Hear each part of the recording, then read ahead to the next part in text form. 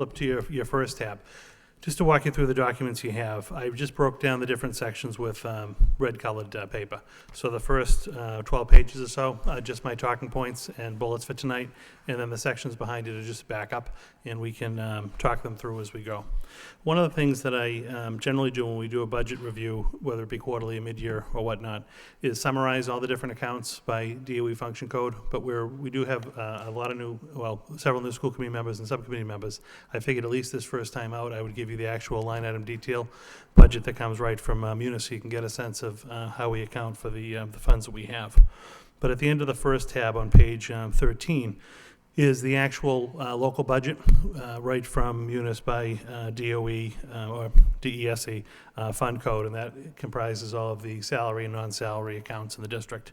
Then I broke it down, page 33, the next tab, is the same funds, but I just broke it down all salary and non-salary. Typically, when I do a salary projection at this time of the year, I have to take into consideration all of the accounts and available fund balance to then project what our liability is.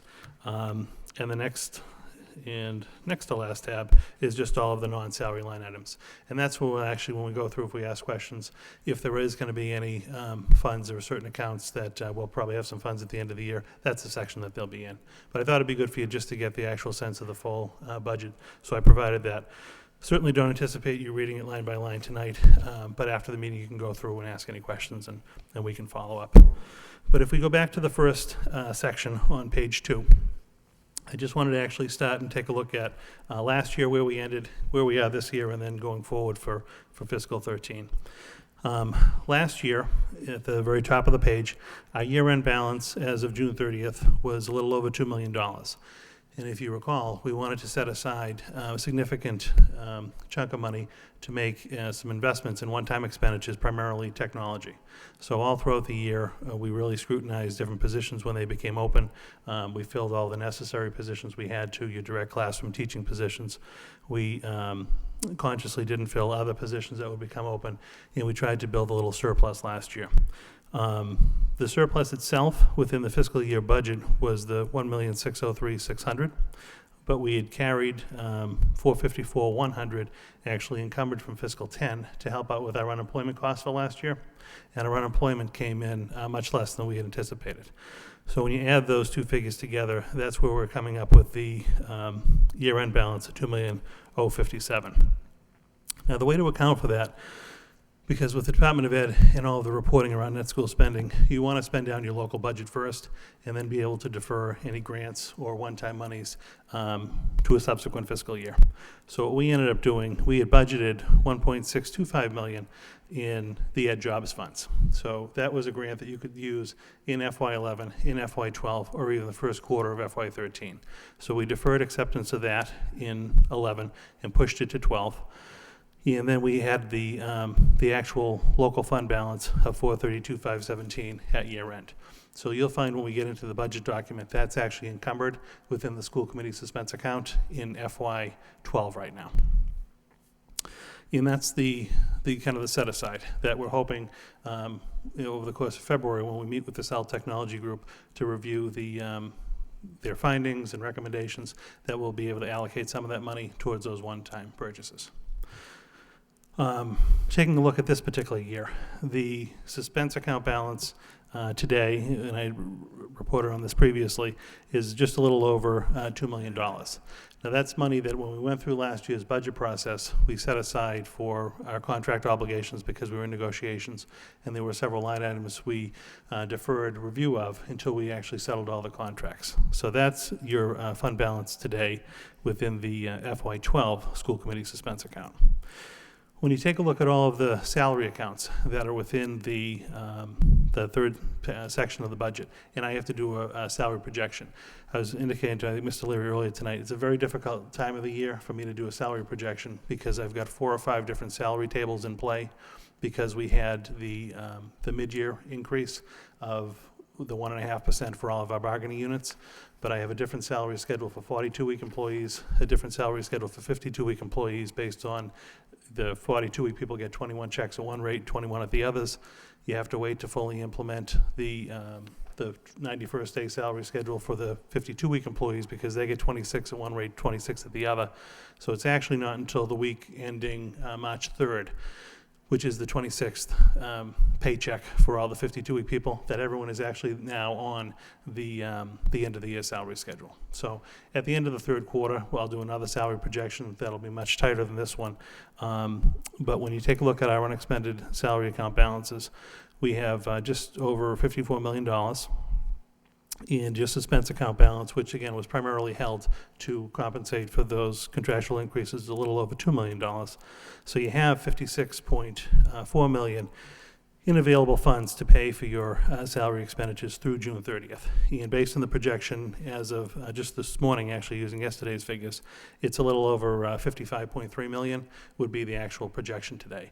So if you take that from your available fund balance, you'd be looking at approximately $1.1 million in funds that I would anticipate, based on today's projection, to be on hand June 30th.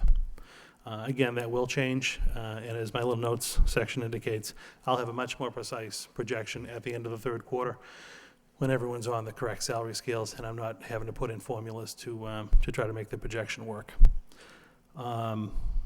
When you look at the fourth section in all the non-salary line items, really I have no concerns at this point in time. I think the budget's actually quite healthy for this year. I think given the funds that we have on hand at fiscal year end 11 and the over $1 million that we actually have in our salary accounts at this point in time, we're in a very good, I'm happy to report for a change, we're in a very good financial state.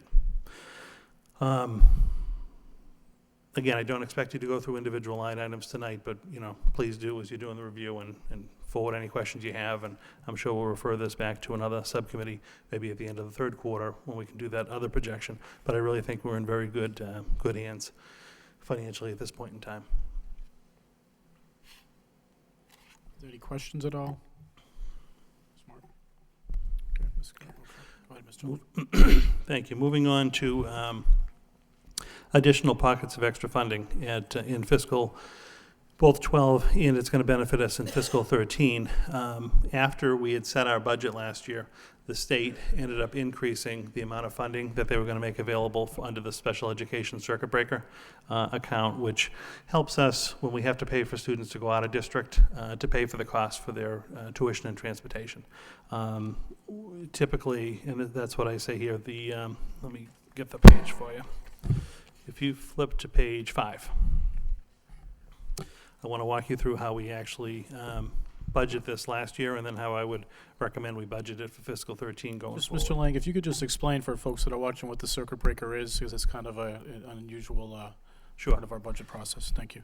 When our special ed student population goes out of district, so if a team meets and they determine that a student would be better served in an outside environment, private school, special ed school of some sort, the district is responsible for initially paying the cost for that student to go out of district. The state realizes that the cost borne on those tuitions and transportation to and from those schools is extreme on a local budget. So some 4 or 5 years back, there used to be there was a 50-50 program where the state would pay 50% of the tuition and fees and the district would pay 50%. But there was a new program put in place called Circuit Breaker, I want to say around 2007, where the district is actually responsible for paying the first 3 times foundation. So approximately the first $34,000, $35,000 of a child's cost when they go out of district. And then the state circuit breaker fund comes in and funds a percentage of the balance over that foundation amount. In the past, the goal is to try to get to, I believe, 75 or 80% is what's considered maximum circuit breaker amount. But as the budget's been tough the last couple of years, that reimbursement percentage has dropped. So last year, the reimbursement percentage was 43.66% of anything over 3 times foundation. But when the budget was actually settled this last year, it came in at 65%, which is significant for us and which relates to the increase. So if you look at page 5 at the very top, the reimbursement for last year for fiscal 11 was $1.2906. When we actually put the budget together, what we always do is budget last year's actual as the current year budget. So in our budget forecast, we had budgeted 1.292,060, but when the 60%, 65% reimbursement came in, our approved amount from the Department of Ed was actually a little over 2 million. It was 2,048,000. So that's great for us. It's going to help this year, and it's also going to help next year. But that wasn't included as part of our base budget. If you look at the third page, and it relates to the page 6, the letter from Bernie Lynch to the council, when they're setting the tax rate, the district is allowed to keep as a balance of the circuit breaker account up to a year's, the prior year's fund balance. So we were allowed to keep 1.292 million in the account to offset for the following year. At fiscal year end last year, on our books, June 30th, we had the $1,267,270 because the fourth quarter circuit breaker payment for fiscal 11 hadn't hit yet. It came into the city and it would have 399,000, and it ended up being posted back because it came before June 30th to fiscal 11 instead of being carried in 12, which had happened in the past. So for accounting purposes, when that happens, technically the balance is $1,667,000, and we were only supposed to have the $1,292,000. Now, we had used that portion of that money to actually build our budget for fiscal 12 and for fiscal 13, and the manager and CFO are aware of that. So he's indicated that on paper, the balance sheet of the city has to consider that free cash, but they'll be voting to transfer that back to the account so that it still stays with us because we had built our budget on that. It's more of an accounting issue. But the way we were going to handle that excess, because the way we've been working on our budget, when you look at what I anticipated to be the fund balance of 1.267, if we actually offset that all in 1 year and took that in addition to what we anticipated the fund balance to come in, it's going to create a big dip the following year in our revenue projection. So we were going to take half of that money in fiscal 12. So you can see the 628 in the fourth box, and we're going to use about half of that money in fiscal 13 to spend it down so that it was a little steadier incline. We weren't dipping with the ARRA money coming in and out and stimulus coming in and out, just to level the playing field a little bit. The reason it's not exactly half is we use that account as the budget balancing account. So the 628,741 was the number we needed to balance the budget. So basically, in our fiscal 12 budget, as far as money coming in for circuit breaker, we took the fiscal 11, 1.292, which we knew we had because we had that the prior year, and 628,741, and we budgeted to receive 1,920,000. However, after that budget was set and we got the extra circuit breaker money, the 2,048,000, it actually leaves us with an additional balance that's unallocated at this point of 756,084. Just a quick question. So the 756,000, that's still, is it allocated directly just for special education?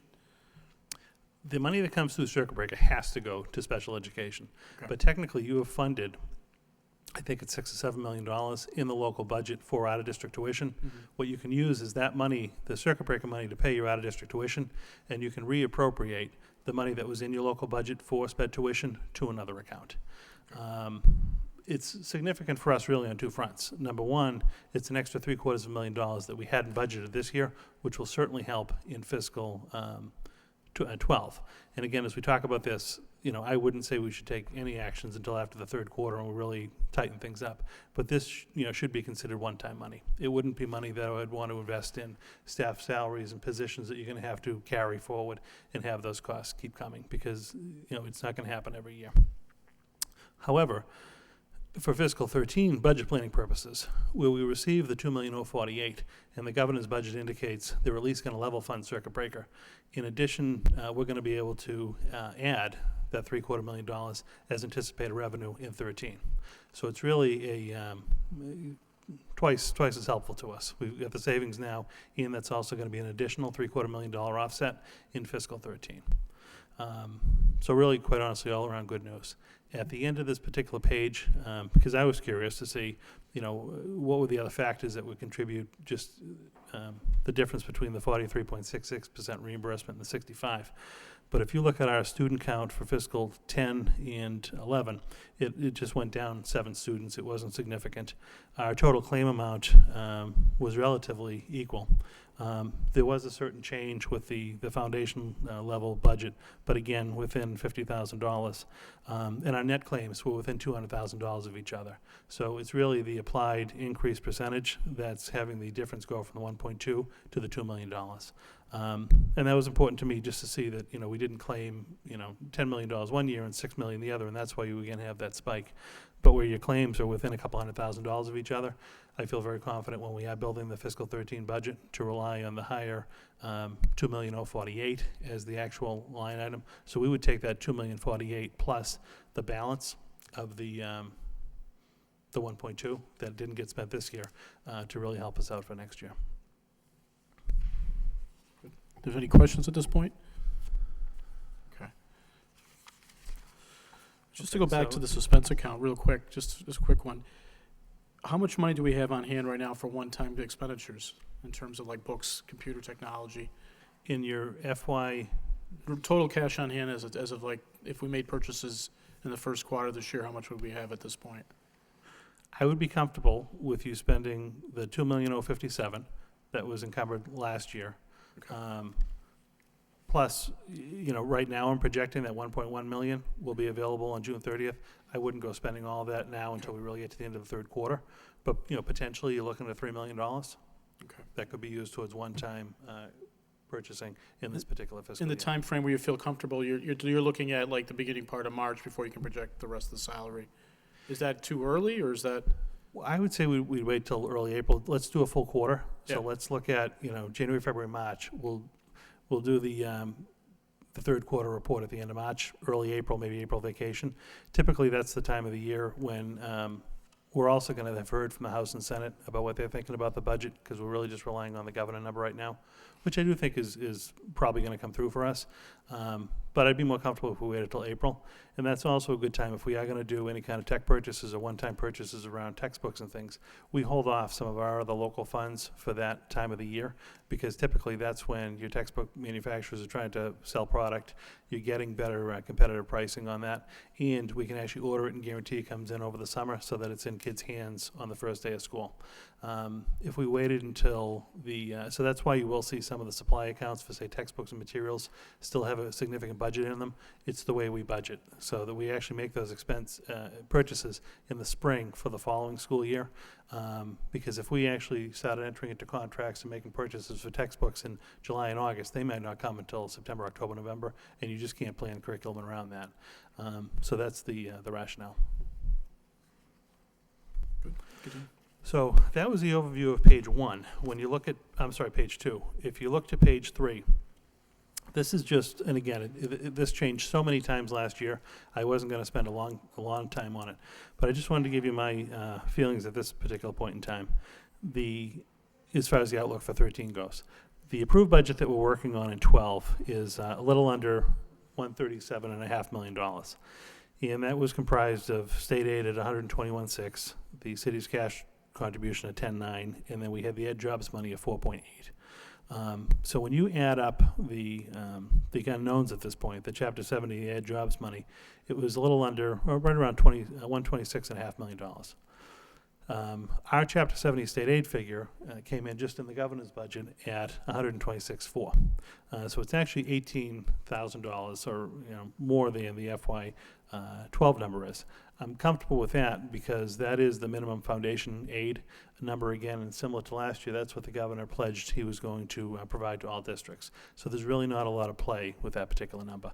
And I do think that's why we're probably looking at, on a state level funding on that level, which is good for us.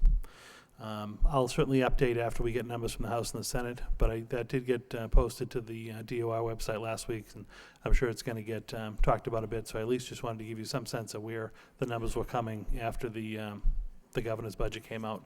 But basically, our loss in ed jobs money is going to be filled in by the increase in Chapter 70. Could you just, for the viewers and for other folks, can you just explain exactly what we're looking at in terms of the lost money from the federal government? Well, as a budget revenue line for our fiscal 12 budget, we had $4.8 million of ed jobs money that was included to help create our bottom line budget. That's going away next year. So we knew in fiscal 13 that 4.8 wasn't going to be there. And we were going to have to come up with a way to bridge that gap. It appears that the gap will be bridged just by the increase in Chapter 78 at the state level. So a loss of ed jobs will be filled in with increased Chapter 70 money. Ms. Martin? Thank you. I do think that this really does, looking at the way the state funding is rising up at this point, really does show that our holding that federal money, the ARA money, kind of in reserve during this critical year, really turned out to be an exceptionally good decision. I mean, it allowed us to get through a year without, it saved us some pretty catastrophic cuts, to take us through what we saw as a transitional year. I think we're all holding out hope that we would be looking at the state being able to provide us with some additional support to fill in that gap. Because it's certainly, it's a chasm we've been talking about now for 2 fiscal years that we saw coming. And it really is encouraging to see that as we kind of hit this place that there is at least some hope on the horizon that the state funding will be rising up to meet that, that goal, that challenge. Right. I think one of the wisest, quite honestly, financial moves the committee made was in fiscal 11. It would have been very easy to take that money and spend it on programs or one-time costs. But to defer, and I know it's a very difficult position because we've just gone through some grueling budgets, but we're now kind of seeing the light at the end of the tunnel, and that money is really helping to stabilize the district for fiscal 12 and fiscal 13. So I really do think it's going to pay dividends. If we move on to page 4, this just gives you a little overview of the fiscal 11 and the fiscal 12 numbers that just came out of the state, again, to break it down for you. Our student population, which really drives what that foundation aid number is relatively stable. It's down 167 students. You can see that our foundation budget under the Chapter 70 formula increased by $5.7 million. The city's net school spending contribution, because of that, is also going to increase just shy of $1 million to $922. You can see the Chapter 78 increasing by the 4.8, and when you combine the 4.8 and the 922, that's where you're coming up with your net school spending number. What I think is also in our benefit, when we file our end of the year report, we just file the fiscal 11 actuals and the FY12 budgeted. So we don't know what actually is going to happen with the fiscal 12 budgeted because we'll have to report those as actuals next fall when we reply that.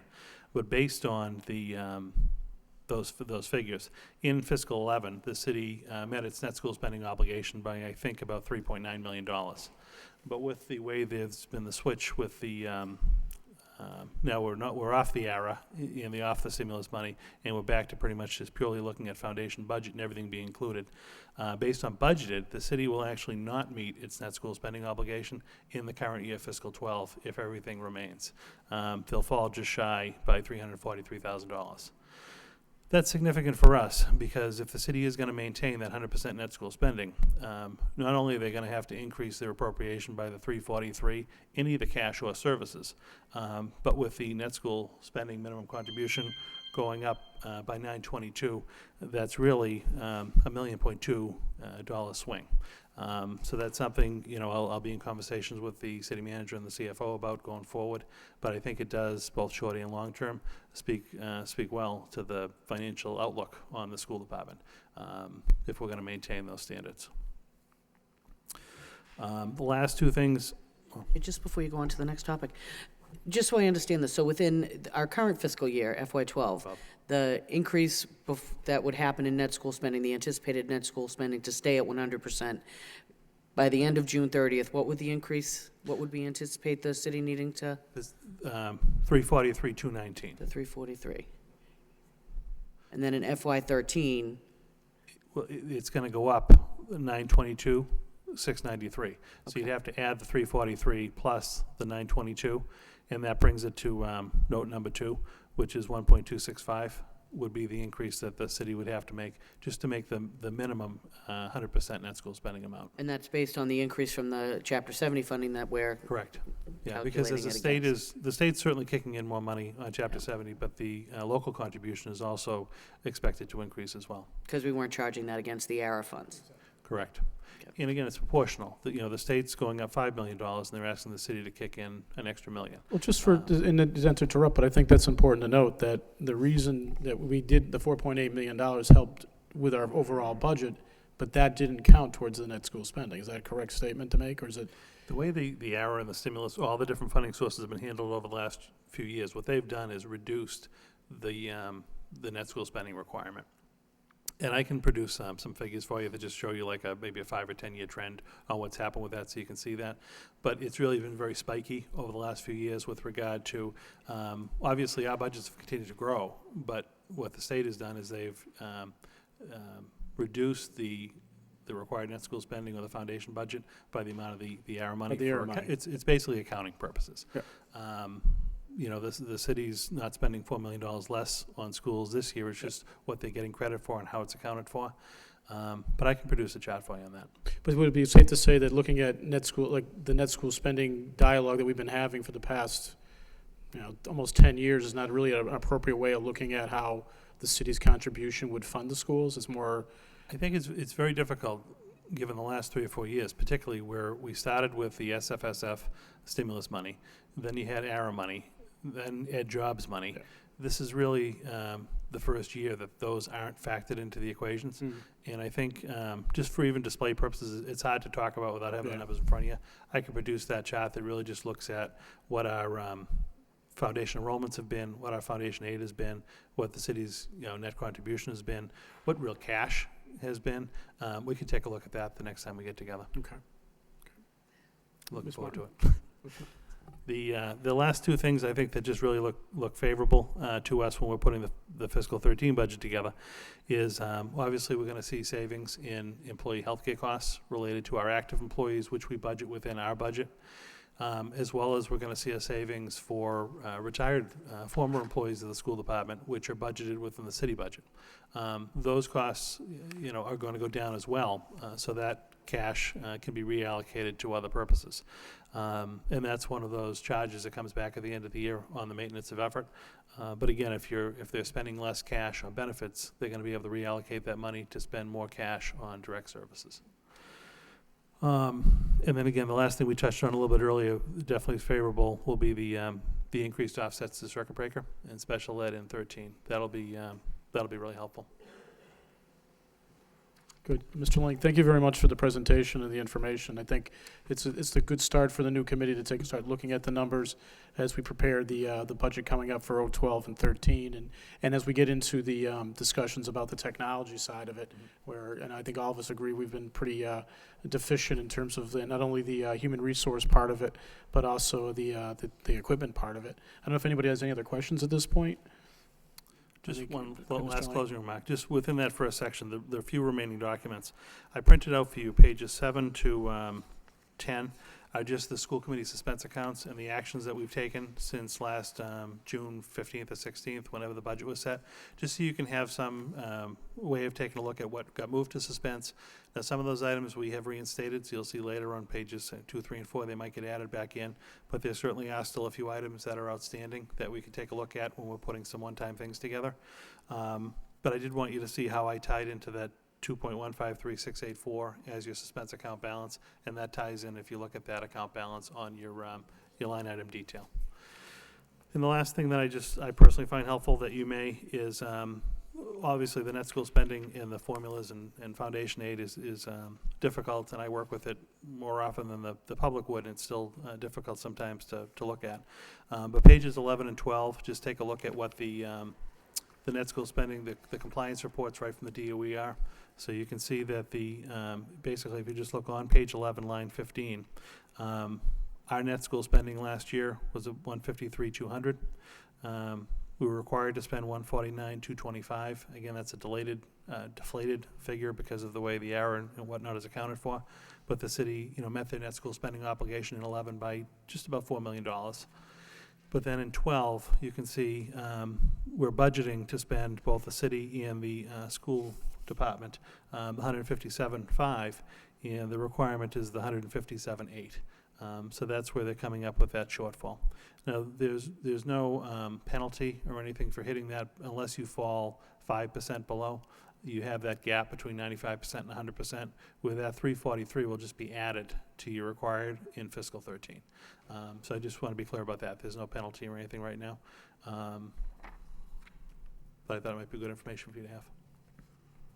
I don't know, Madam Superintendent, if you have anything to add or at this point in time? Okay, thank you. Mr. Lang, anything else? Just one, so you have, I'll be quick. One more? Okay. That's a, Are you sure? it took me a lot of time to put this together. Yeah, The, it's very nice, by the way. Thank you. So you have your budget reports you can peruse at your leisure. But the last 2 pages, just for an update for you on the status of grants in the district. And basically, this is the same format you saw this past fall that just helps us track the grants coming in. We added a column for you just to show what the actual spending through January 31st was. If you flip to page 2, so far we've been approved for $23.5 million in grants. We've expended $6.9 million. This, again, on the grant side, is an odd time of year to be looking at that because we don't typically allocate back our fringe benefit costs until the start of the fourth quarter based on who is actually on grants during particular times. So you don't have any chargebacks on fringe, which is a significant sum of money. That'll happen early part of the fourth quarter, sometime in April, maybe April vacation, May. We'll hone in on that, and we'll do all the chargebacks for that. So that number will really jump at that point. But I just want to let you know that we did have a few more grants that came in. We're now at 23.5, and just under $7 million is actually expended and out the door. I'm all done. You're sure? But first of all, thank you very much for the information. It will take a while to digest it, to say the least. But I guess the only other thing we want to get is the revolving count monies, too. I don't know if it's in here as well.